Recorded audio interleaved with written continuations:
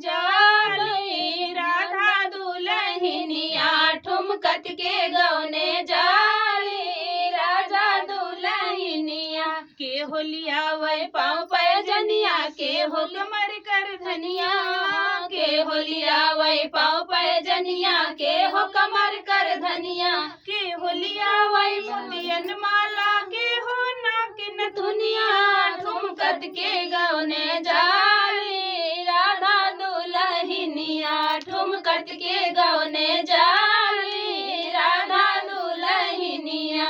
ससुरुलिया मई पाँव पैजनिया भसुर कमर कर धनिया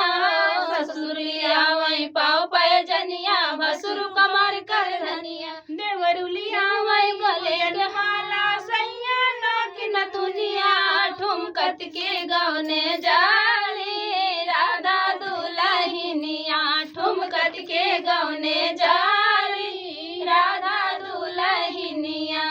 कैसे के टूटे पाँव पैजनिया कैसे कमर कर धनिया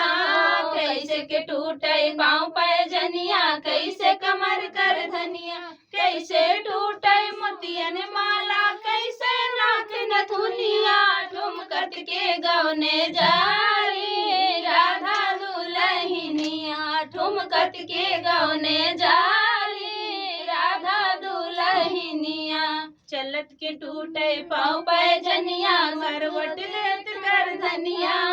चलत के टूटे पाँव पैजनिया करवट लेत कर धनिया गले मिलन टूटे मोतियन माला